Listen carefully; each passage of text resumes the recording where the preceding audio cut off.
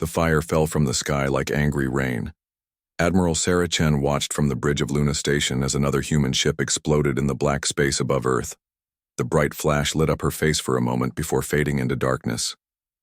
She closed her eyes and counted to 3. When she opened them, the alien ships were still there. "How many do we have left?" she asked her communications officer. 43 ships, Admiral. All classes combined." Chen felt her heart sink. They had started the day with 68 ships. The aliens had over 300 massive vessels surrounding Earth like vultures around dying prey. Each alien ship was 10 times bigger than humanity's largest battleship. Their weapons could cut through human armor like paper. The year was 2387, and Earth was dying. It had started 6 months ago, when the first alien scouts appeared at the edge of the solar system. They called themselves the Kethvar Dominion. Their message was simple and cold: surrender and become slaves or be destroyed. The people of Earth had voted. They chose to fight. Now Chen wondered if they had made the right choice. "Admiral, the planetary shields over New York are failing," reported her tactical officer. The young man's voice shook as he spoke. Chen looked at the main screen. Earth hung before them like a blue marble covered in angry red spots. Those red spots were cities on fire. The alien weapons heated the air so much that even the oceans were starting to steam. Soon there would be nothing left but a dead rock floating in space. "Send the reserve squadron to help New York," Chen ordered. "Pull them from the London defense grid." "Ma'am, that will leave London completely open." "London is already gone," Chen said quietly. She had watched it burn 3 hours ago. 2 million people lived there. Had lived there. The bridge fell silent, except for the steady beeping of the warning systems. Everyone knew they were losing. Everyone knew they would all be dead soon. But they kept fighting because that's what humans did. They never gave up, even when giving up made sense. Captain Martinez's voice crackled over the radio from the heavy cruiser Defiant. "Admiral, we're making our attack run now. If we don't make it back, tell my wife I love her." Chen watched as 12 human ships charged straight at a massive alien dreadnought. It was like watching ants attack a giant. The alien ship's point defense systems came online. Bright beams of energy reached out and touched the human ships. One by one, they vanished in balls of fire. The Defiant somehow made it through. Martinez fired everything he had at the alien ship's hull. The explosions looked impressive on the screen, but when the smoke cleared, the alien ship was still there. Not even a scratch on its dark metal surface. Then the alien ship turned its main guns on the Defiant. "Martinez, get out of there!" Chen shouted into her microphone. But it was too late. The alien weapon fired once. A beam of pure white energy connected the two ships for just a second. When it was over, there was nothing left of the Defiant but glowing gas. Chen's hands shook as she gripped the arms of her command chair. Martinez had 3 children. She would have to write another letter to another family. She had written so many letters in the past 6 months that her hand cramped just thinking about it. "Admiral, we're getting reports from all sectors," her communications officer said. "The aliens are moving their big ships into position around Earth. Intelligence thinks they're preparing to use their planet killer weapon." Chen had heard about the planet killer. It was a weapon that could crack a world in half. The aliens had used it on 3 other human colonies. Billions of people had died in minutes. Now they were going to use it on Earth. "How long do we have?" she asked. "Maybe 6 hours, ma'am, maybe less." 6 hours. Chen looked around the bridge at her crew. They were young, most of them. Too young to die in a war they couldn't win. But they stayed at their posts anyway. They followed orders anyway. They trusted her to find a way to save them anyway. She wished she could. "Send a message to all ships," she said. "Tell them to keep fighting. Tell them that every minute we buy gives the evacuation ships more time to get people to safety." It wasn't much of a plan. The evacuation ships could only carry a few thousand people each. There were billions of people on Earth. Most of them would die when the planet killer fired. But saving a few thousand was better than saving none at all. The battle continued around them. Human ships darted between the massive alien vessels like small fish swimming around whales. They fired their weapons and launched their missiles, but nothing seemed to hurt the aliens. The HFY ships just floated there, waiting for their planet killer to charge up. Chen watched the tactical display as more red dots disappeared. Each red dot was a human ship. Each ship had a crew of 50 to 300 people, good people who had families and dreams and hopes for the future. All gone now. "Admiral," her sensor operator called out, "I'm getting some strange readings from the outer system." "What kind of readings?" "I'm not sure, ma'am. It looks like a massive energy spike, but then it just vanished. It might be a sensor malfunction." Chen frowned. "Run a full diagnostic on all sensor arrays." "Already did, ma'am. Everything checks out normal." That was odd. Chen had been in space for 20 years, and she had learned to trust her instincts. Something was wrong. Or maybe something was right for the first time in months. "Keep monitoring those readings," she told her sensor operator. "Let me know if anything else unusual happens." On the main screen, Earth continued to burn. The aliens continued their slow, methodical destruction of everything humanity had built. And somewhere in the outer system, something had appeared and disappeared so quickly that Chen's best sensors could barely detect it. She stared out at the stars and wondered if they were about to witness a miracle or just another tragedy. In 6 hours she would have her answer. For now, all she could do was keep fighting and hope that somewhere in the vast darkness of space, help was coming. It seemed impossible. Humanity had no allies among the stars. They had never met any other intelligent species besides the HFY. But Chen had learned long ago that impossible things sometimes happened when people needed them most.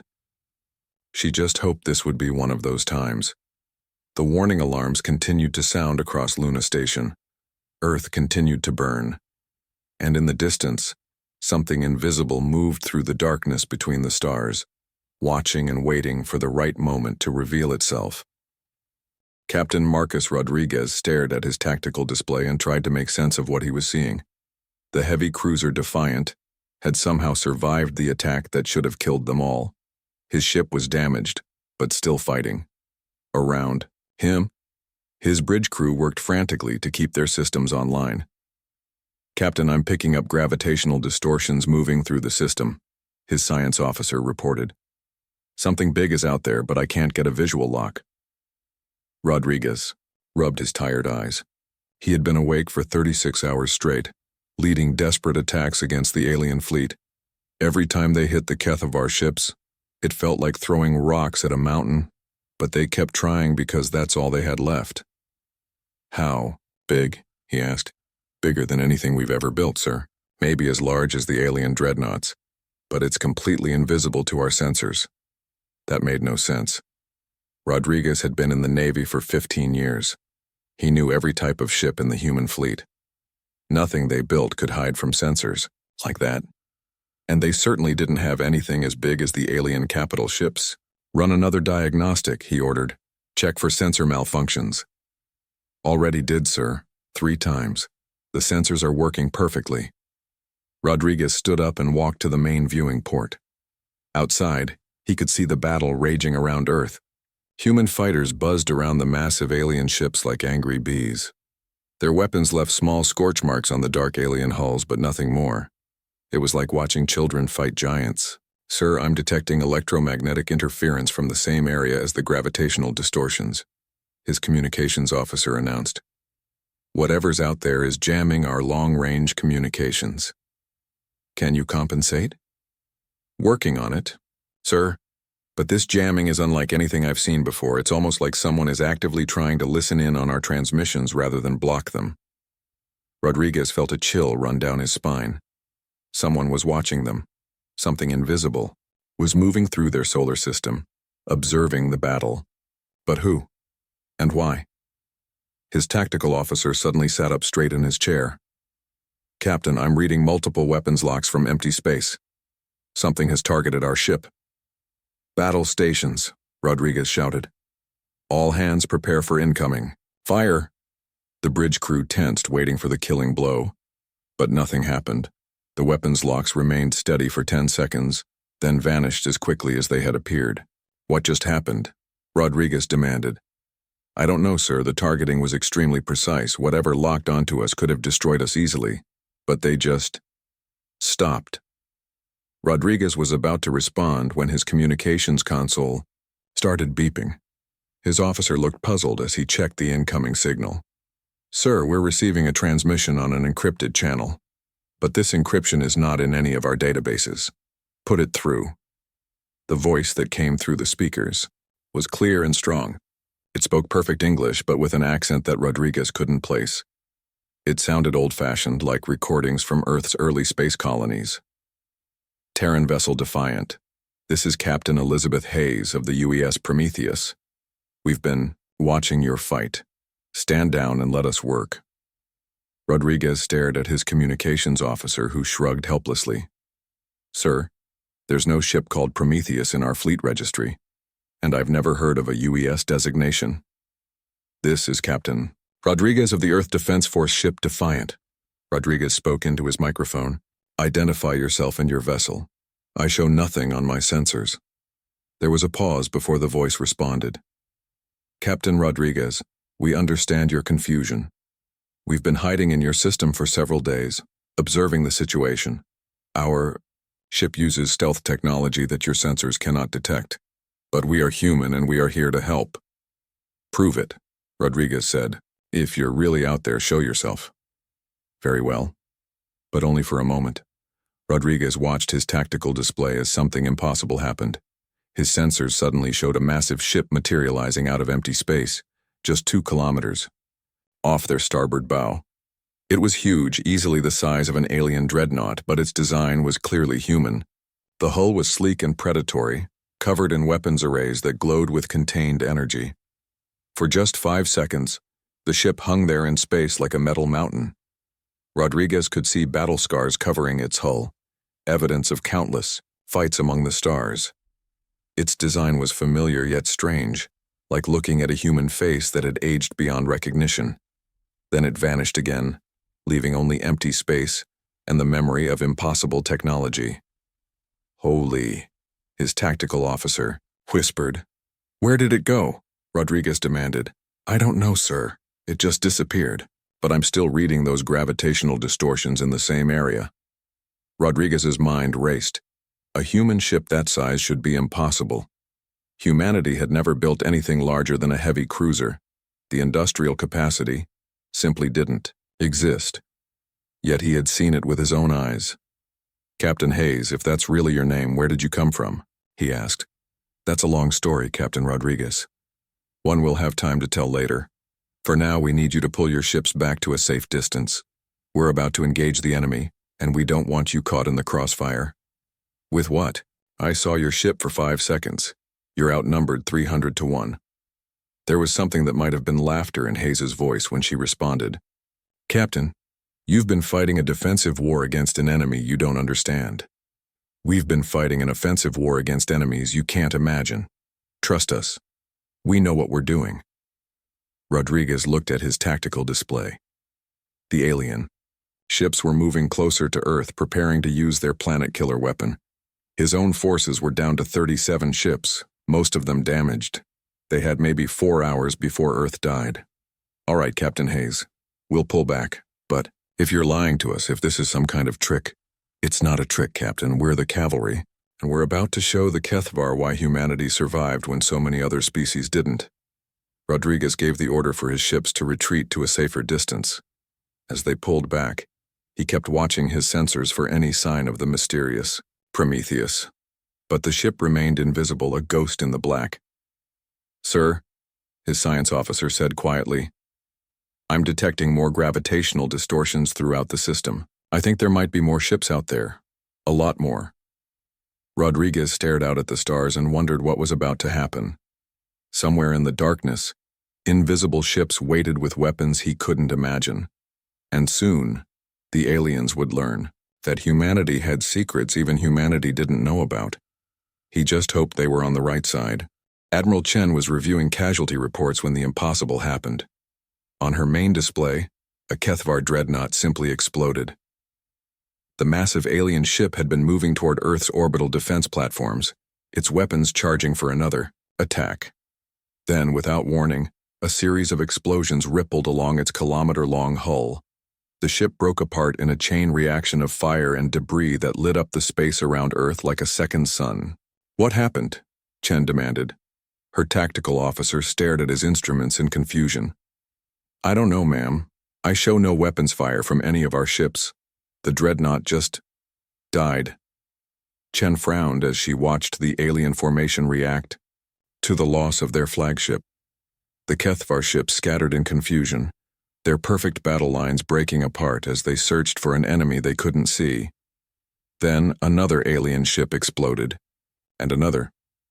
"Admiral, this is impossible," her sensor operator said. "I'm reading weapons fire from empty space. Something is out there picking off the alien ships one by one." Chen had heard the reports from Captain Rodriguez about the mysterious voice claiming to be from a ship called Prometheus. She had dismissed it as battle fatigue or equipment malfunction. Now she wasn't so sure. "Open a channel to all ships," she ordered. "I want every sensor focused on the areas where those alien ships are being destroyed." For the next 10 minutes, Chen watched as the invisible attackers systematically destroyed alien vessels throughout the HFY fleet. The aliens fired their weapons wildly into empty space, trying to hit enemies they couldn't see. Their massive ships turned and twisted like trapped animals, but the attacks kept coming. Then something changed. The space between Earth and Luna began to shimmer like heat waves rising from hot pavement. The shimmer grew larger and more intense until it covered an area the size of a small moon. "What is that?" Chen whispered.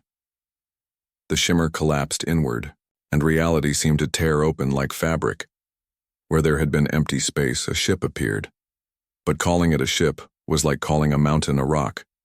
It was enormous, easily 3 times the size of the largest HFY dreadnought. The vessel's hull was clearly human in design, but unlike anything Earth had ever built, it was sleek and deadly, covered in weapon systems that glowed with barely contained energy. Battle scars marked its surface, evidence of conflicts fought across the galaxy. Strange symbols and markings covered sections of the hull, writing in languages Chen had never seen. "My God," someone whispered on the bridge. The ship's registration codes were visible on its bow, UES Prometheus. Below that, in smaller letters, were the words, "Earth Colonial Ship 047, launched 2156. Chen felt her heart stop. She knew that designation. Every officer in the Earth Defense Force knew the history of the generation ships. The Prometheus had been one of the first ships to leave Earth during the Great Exodus, carrying 50,000 colonists to a distant star system. That was over 400 years ago. "Open a channel," she said quietly. The main screen flickered, and a woman's face appeared. She looked to be in her 40s, with short gray hair and intelligent blue eyes. Her uniform was recognizably human, but of no design Chen had ever seen. Behind her, the bridge of the Prometheus bustled with activity from a crew that moved with the precision of veteran warriors. "People of Earth," the woman began. "I am Captain Elizabeth Hayes of the United Earthship Prometheus. We are the descendants of the generation ship that left your world 4 centuries ago. We have spent those years among the stars fighting, learning, and evolving." Hayes paused and her expression grew hard. "We have encountered 47 different alien species. We have survived 12 extinction-level conflicts. We have mastered technologies that your scientists would consider impossible. And now, we have come home to find our birth world under attack." Chen could hear gasps and whispers from her bridge crew. Around Earth, she knew that every human ship was receiving the same transmission. "The HFY Dominion believes that humans are weak," Hayes continued. "They think we are just another primitive species to be conquered or destroyed. They are about to learn how wrong they are." The transmission ended, and Hayes appeared on a direct channel to Luna Station. "Admiral Chen, I presume you're in command of Earth's defense forces." "I am," Chen managed to say. "Captain Hayes, what you're claiming is impossible. The generation ships were lost centuries ago." "Not lost, Admiral, just very far from home. We've been monitoring your communications since we arrived in the system 3 days ago. We know your tactical situation. 41 ships remaining, planetary shields failing. Approximately 4 hours until the Kethvar deploy their planet-killer weapon. How could you know all that? Hayes smiled grimly. Because we've fought the Kethvar before. We've fought species far worse than the Kethvar. We know their weapons, their tactics, their weaknesses, and we know how to kill them. On the tactical display, Chen watched as the Prometheus opened fire on the nearest Kethvar ships. The weapons were unlike anything she had ever seen. Beams of energy that seemed to phase through space itself struck the alien vessels. Where the beams touched, the alien ships simply ceased to exist, their molecular structure broken down at the atomic level. "Admiral, I'm transmitting tactical data to your ships," Hayes said. "Our sensors are far more advanced than yours. Use the targeting information to strike at weak points in their hull structure." Chen looked at her tactical officer, who nodded. "Receiving the data now, ma'am. These sensor readings are incredible. They're showing us internal structures we never knew existed." For the first time in months, Chen felt something she had almost forgotten. Hope. "All ships, this is Admiral Chen. You're receiving new targeting data from our allies. Use it. Hit them where it hurts." The battle changed in an instant. Human ships that had been barely scratching the alien hulls suddenly began doing real damage. Missiles guided by Prometheus sensor data found weak points in alien armor. Energy weapons targeted critical systems inside enemy ships. But the aliens adapted quickly. The Kethvar fleet began regrouping, bringing in reinforcements from the outer system. Soon, even the mighty Prometheus was facing overwhelming odds. "Captain Hayes," Chen said, "you've got 50 ships converging on your position. You need to retreat." "Negative, Admiral. We didn't come this far to run from a fight. There are too many of them. Even your ship can't handle those odds." Hayes looked directly at Chen through the screen, and for the first time she smiled. It wasn't a pleasant smile. It was the smile of someone who knew a secret that her enemies didn't. "Admiral, did you really think we came alone?" Throughout the solar system, space began to shimmer. One by one, massive ships decloaked around Earth. Ships of every size and design, all clearly human, but built with technology far beyond anything Earth had ever imagined. Dozens of vessels appeared from nowhere, their weapons already charging. "People of Earth," Hayes announced on all frequencies. "Meet the Colonial Defense Fleet. We are the children you sent to the stars, and we have not forgotten our home." Admiral Chen stared at the tactical display as dozens of human ships materialized throughout the solar system. Each vessel was different, built with technologies and design principles that had evolved far beyond Earth's capabilities. Some were sleek and fast, others massive and heavily armed. All of them bore the scars of countless battles among the stars. "Captain Hayes," Chen said, "where did all these ships come from?" Hayes's image on the screen looked tired but determined. 400 years ago, Earth sent 12 generation ships to the stars. Most people assumed we were lost or dead. They were wrong. We found hostile aliens within 50 years of leaving Earth. We learned to fight or die. As Hayes spoke, the Colonial Defense Fleet engaged the Kethvar forces.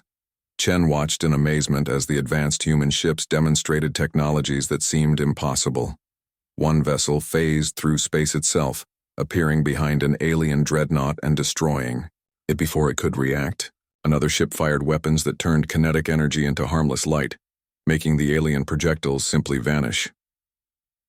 "The first aliens we met called themselves the Hegemony," Hayes continued. "They tried to enslave us just like the Kethvar are trying to do to Earth. We spent 80 years fighting them. We lost 3 of our original 12 ships, but we learned how their technology worked." Chen's tactical officer interrupted. "Admiral, I'm reading energy signatures from the colonial ships that are off our scale. Whatever power source they're using, it's generating more energy than our entire orbital defense grid." Hayes heard the comment through the open channel. "Zero-point energy extraction, Admiral. We learned it from the Hegemony after we defeated them. It's just one of many technologies we've acquired over the centuries." On the main screen, Chen watched a colonial ship engage 3 Kethvar vessels simultaneously. The human ship moved in ways that defied physics, changing direction instantly without apparent acceleration. Its weapons fired in perfect coordination, each shot precisely calibrated to exploit weaknesses in alien armor. After the Hegemony, We encountered the Vrak swarm, Hayes said. They were insectoid creatures that consumed entire star systems. Fighting them taught us how to manufacture ships using nanotechnology. Every vessel in our fleet can repair itself and even reproduce given enough raw materials. How many alien species have you fought? Chen asked. 47 different species across 4 centuries. Some we defeated, some we made peace with. A few we had to completely exterminate before they could spread to other worlds. Each conflict taught us something new. Chen realized she was looking at something unprecedented in human history. The generation ships hadn't just survived in the hostile galaxy. They had thrived. They had become something new, something evolved, beyond Earth's understanding. The Prometheus isn't just a ship, Hayes explained as the battle raged around them. It's a mobile civilization.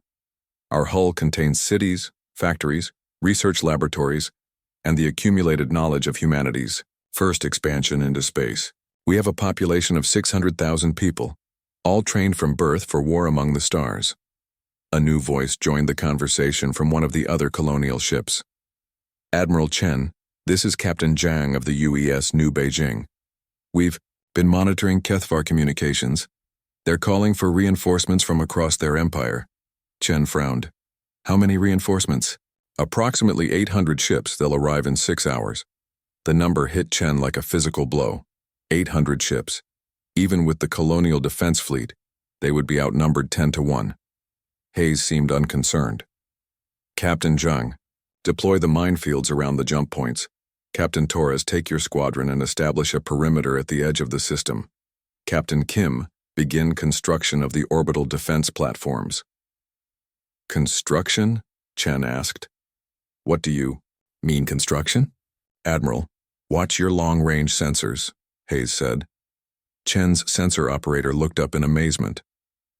Ma'am, I'm reading massive industrial activity throughout the outer system. The colonial ships are building things, big things. Hayes nodded. One advantage of nanotechnology is rapid construction capability. We're building defensive platforms that will make your current orbital defenses look like toys. They'll be online in 4 hours. As the immediate HFY threat was contained, Hayes provided Chen with more details about the colonial civilization. The descendants of the generation ships had developed technologies that seemed like magic. They could manipulate matter at the molecular level, travel faster than light through controlled space-time distortions, and most impressively, they had learned to adapt alien technologies for human use. We've encountered energy beings, machine intelligences, and creatures that exist in multiple dimensions simultaneously, Hayes explained. Each encounter forced us to evolve, to become more than we were. We're still human, Admiral, but we're human enhanced by 4 centuries of survival warfare. Chen toured the Prometheus through remote video feeds, seeing corridors filled with art that blended Earth's cultures with alien influences. Children played in parks under artificial suns, their games involving manipulation of holographic star maps. Libraries contained the accumulated knowledge of dozens of alien civilizations, all cataloged and studied by human scholars. This is incredible, Chen said. Why didn't you ever contact Earth? Hayes' expression grew sad. We tried, several times over the centuries, but we were always too far away, fighting wars that threatened to spill over into this sector. We made a choice to keep the fight away from Earth, to be humanity's shield in the darkness. The tactical display showed the HFY fleet in full retreat, their surviving ships fleeing toward the edge of the system. But Hayes wasn't satisfied with just driving them off. All ships pursue the enemy, she ordered. We don't let anyone escape to report back to the Dominion. Captain, is that necessary? Chen asked. They're already defeated. Admiral, you're thinking like someone who fights defensive wars. We've learned to think like someone who fights for survival. If even one HFY ship escapes, they'll report Earth's location to their high command. Within a year, you'll face an invasion force of 10,000 ships. Chen realized that the colonial forces weren't just better equipped than Earth's military. They thought differently. 4 centuries of constant warfare had taught them lessons that Earth had never needed to learn. We don't just defeat our enemies. Admiral, Hayes said. "We make sure they can never threaten humanity again." As the colonial ships pursued the fleeing aliens, Chen began to understand the true scope of what she was witnessing. These weren't just advanced human ships. They were the products of a civilization that had been forged in the fires of Galactic War. They had become something beyond Earth's current capabilities, but they had never forgotten their origins.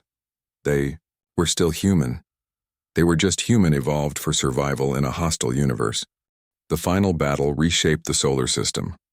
Admiral Chen watched from Luna Station as the colonial defense fleet demonstrated the full extent of their capabilities. The Kethvar reinforcements arrived exactly when predicted, 800 ships, dropping out of faster-than-light travel at the edge of the system. They flew directly into a trap. The orbital defense platforms that the colonial ships had constructed in 4 hours were unlike anything in Earth's military doctrine. Each platform was the size of a small moon, bristling with weapons that could strike targets across multiple star systems. When the Kethvar fleet emerged from their jump, they found themselves surrounded by defenses that made their own technology look primitive. "All platforms commence firing," Captain Hayes ordered from the Prometheus. The weapons didn't just destroy the alien ships, they systematically dismantled them. Beams of energy reached across space and touched enemy vessels, causing them to simply cease to exist at the molecular level. Other weapons created gravity wells that crushed entire squadrons of ships into balls of compressed metal. Some alien vessels tried to retreat, only to find that the colonial ships had somehow sealed off their escape routes by manipulating space-time itself. "How are they doing that?" Chen asked her science officer. "I don't know, ma'am. Our instruments show impossible energy readings. They're generating gravity fields, bending space, and manipulating matter in ways that violate every law of physics we know." Hayes's voice came through the communication channel. "Admiral, what you're seeing is 4 centuries of accumulated knowledge. We've learned to use technologies from dozens of different species. Some of them were far more advanced than humans when we first encountered them." The Kethvar fleet commander made a desperate decision. His flagship, a massive vessel twice the size of any other ship in the alien fleet, began charging its planet-killer weapon. Instead of targeting Earth, he aimed it at the Prometheus. "Captain Hayes, they're targeting you with their main weapon," Chen warned. "We see it, Admiral. All ships, implement Protocol 7. Chen had no idea what Protocol 7 meant, but she was about to find out. Every colonial ship in the system suddenly moved in perfect coordination. They didn't just coordinate their movements, they seemed to share a single mind. Ships positioned themselves with mathematical precision, creating a complex 3-dimensional formation around the Kethvar flagship. When the alien weapon fired, something impossible happened. The beam of destructive energy hit the Prometheus directly, but instead of destroying the ship, the energy seemed to flow through it and into the other colonial vessels. The entire fleet absorbed the planet killer's power and redirected it back at the alien ship in a coordinated pulse that lasted less than a second. The Kethvar flagship didn't just explode, it was unmade. The energy pulse unraveled its atomic structure so completely that nothing remained but a faint shimmer in space. "Where the ship had been. How did you do that?" Chen whispered. "Network combat doctrine," Hayes replied. "Every ship in our fleet is connected through quantum entanglement communication. We fight as a single organism, not as individual vessels.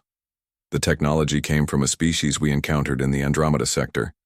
They taught us that the whole is always greater than the sum of its parts." The remaining Kethvar ships surrendered immediately. Their weapons powered down, and white flags appeared on their hulls in the universal symbol of submission. "Admiral, Chen, we're going to need your help with the prisoners," Hayes said. "We'll be taking their ships and crews for interrogation. We need to know everything about the Dominion's military capabilities and territorial holdings." "You're taking prisoners to interrogate them?" "Admiral, we've learned that information is often more valuable than simple destruction. The Kethvar have attacked other human colonies besides Earth. We need to know where those colonies are and how to defend them." As the battle ended, Hayes requested permission to dock with Luna Station for a face-to-face meeting.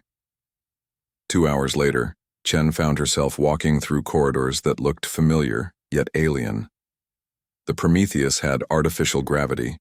breathable, atmosphere and walls covered with art from dozens of different worlds. Hayes met her in what appeared to be a garden. Real trees grew under artificial sunlight, and children played on swings while their parents tended to flowers from a dozen different planets. It looked like a piece of Earth transplanted into space, but enhanced with 4 centuries of technological advancement. "This is remarkable," Chen said, watching a child who couldn't have been more than 8 years old casually manipulating a holographic display showing star charts. "We've tried to preserve the best of human culture while adapting to life among the stars," Hayes explained. "Our children grow up knowing that they're part of something larger than any single world." They walked through laboratories where human scientists worked alongside captured alien researchers.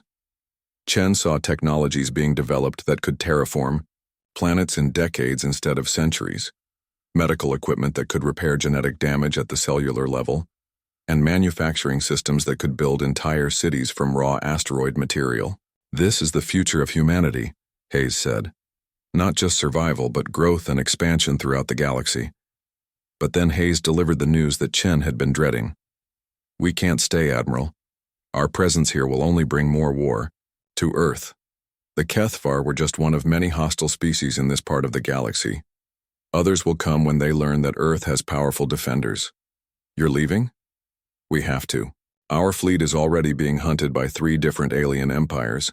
If we stay, Earth becomes a target for enemies you're not ready to face." Hayes led Chen to a massive cargo bay where teams of technicians were loading supplies onto Earth ships. "But we're not leaving you defenseless. We're transferring technology that will help Earth defend itself. Manufacturing systems, weapon designs, faster-than-light communication arrays, and most importantly, the knowledge of how to find and contact the other human colonies scattered throughout the galaxy." Chen examined the equipment being transferred to her ships. Each device represented technological advances that would take Earth centuries to develop on its own. "There are 47 confirmed human colonies in this sector alone," Hayes continued. "Most of them don't even know Earth still exists. It's time to bring humanity back together." As the technology transfer continued, Hayes explained the broader picture. Humanity wasn't alone in the universe, but they also weren't united. The Generation ships had founded colonies throughout the galaxy, but communication between them had been sporadic at best. Some colonies had thrived, others had fallen to alien attack, and a few had simply vanished into the darkness between the stars. "Your job now, Admiral, is to rebuild the human alliance. Earth was our birth world, but it's also the natural center for a new galactic civilization. The other colonies will listen to Earth in ways they might not listen to us." The final moment came as the colonial defense fleet prepared to depart. Hayes stood on the bridge of the Prometheus, looking out at Earth through the main viewing port. 400 years ago, we left this world as refugees," she said over an open channel to all Earth ships. "We return as guardians. We go now to continue the fight in distant stars, to make the galaxy safe for all humanity. But remember this day, and remember that when humanity is threatened, humanity answers." The colonial ships began to fade from view as their stealth systems engaged. One by one, they vanished from Chen's sensors until only empty space remained. But the gravitational distortions showed that they were still there, accelerating beyond the speed of light toward whatever war awaited them in the darkness between the stars. Earth was saved, but forever changed. Chen looked at the star charts Hayes had given her, showing the locations of dozens of human colonies scattered across the galaxy. Humanity's true expansion into space was just beginning, and Earth would be at the center of it. In her final report, Chen wrote, "Today we learned that humanity's greatest strength is not our technology or our weapons. It's our willingness to adapt, to survive, and to never abandon our own. The children we sent to the stars have become our guardians, and now it's our turn to become worthy of their sacrifice." The war was over, but humanity's journey among the stars had only just begun.